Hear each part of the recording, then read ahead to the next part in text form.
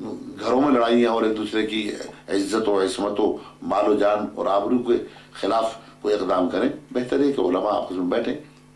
اہل علم حضرات علمی انداز سے، علمی مدارس سے اور تحقیق کی بنیاد پر ان مسائل کا حل ڈھونڈیں.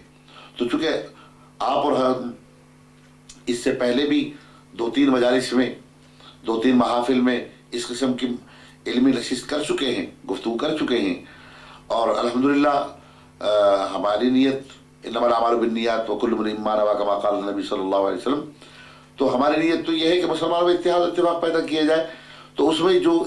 باہمی نزاعی مسائل ہیں ان کو کیسے حل کیا جائے یا ان کو کیسے رفع کیا جائے، شبہات ہیں یا اختلافی مثلا امور تاریخ میں چلے آ رہے ہیں،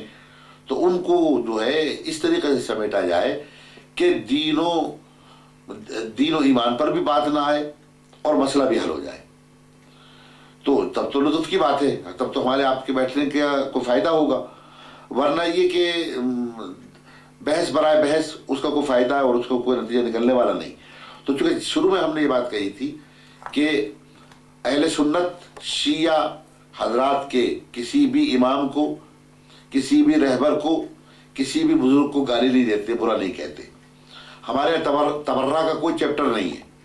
اہل سنت میں صرف تولا ہی تولا ہے، محبت کرنا، اللہ سے محبت، اللہ کے رسول سے محبت، رسول اللہ صلی اللہ علیہ وسلم کے صحابہ سے محبت، رسول اللہ صلی اللہ علیہ وسلم کے اعزاء و اقارب سے محبت، آپ کی ازواج کرام کے متعلق مودت و محبت، آپ کے اہل بیت سے محبت و الفت. یعنی ہمارے ہاں اہل سنت والجماعت میں تولا ہی تولا ہے.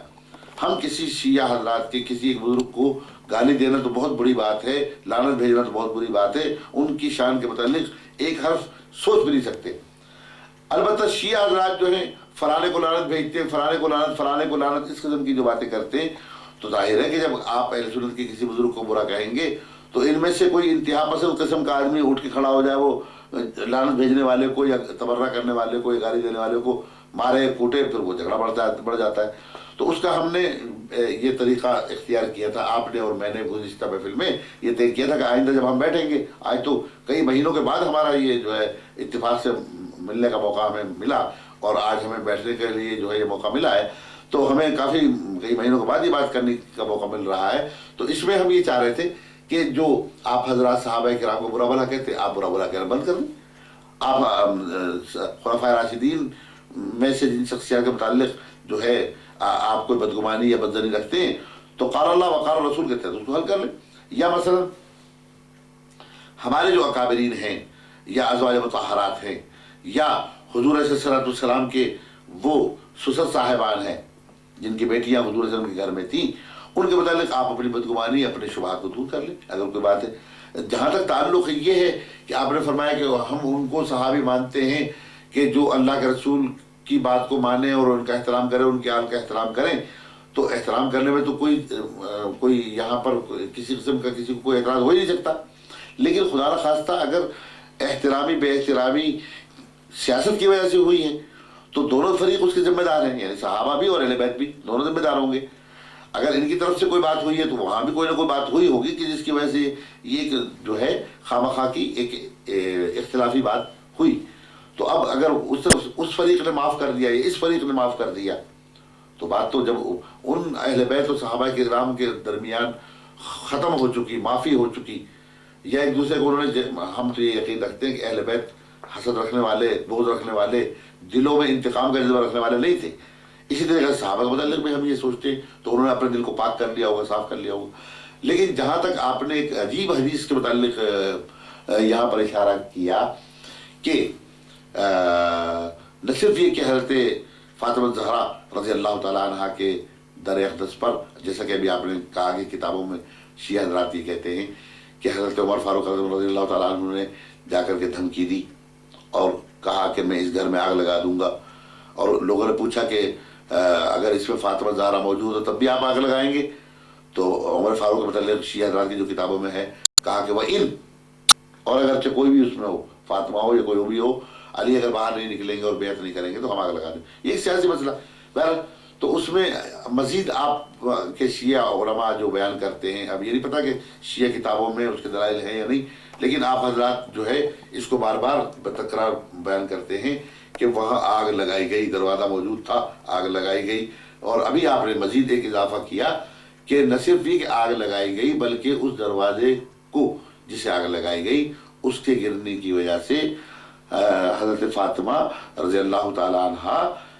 کا پہلو جو ہے زخمی ہوا اور آپ گری اور حضرت محسن شہید ہو گئے ہیں. یہ آپ کے یعنی کلام کا لب لباب اور خلاصہ ہے. اگر یہ بات ہے اور اس کے ضمن میں آپ نے وہ بیان کیا کہ ایک صحابی نے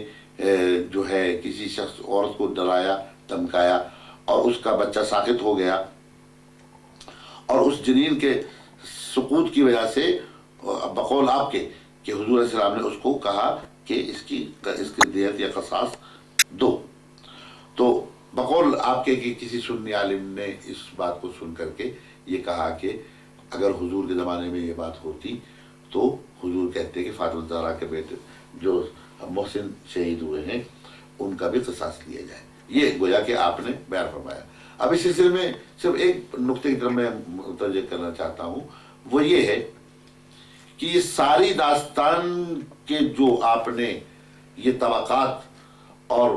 اوج ثریا تک کی جو بلڈنگیں اور عمارتیں آسمان تک آپ نے پہنچائی اور ہمارے شیعہ برادران خطابت کے جوش میں جو ہے وہ عرش معلیٰ تک اس کہانی کو پہنچاتے ہیں اور اس داستان کو طول طویل کلام کے طور پر بیان کرتے ہیں، تو اس کی اساس اور بنیاد میں پھر آپ بیان کرتے ہیں کہ فلاں سنی صاحب نے یہ کہا کہ فلاں راوی نے یہ بیان کیا اور وہ ثقہ ہے. لیکن اس میں غور طلب بات جو ہے وہ یہ ہے کہ آیا یہ صحاح ستہ جیسی حدیث کی اعلیٰ پایہ کتابوں میں اس کا ذکر موجود ہے؟ اب آپ بیان کرتے ہیں اخبار کا مثلا،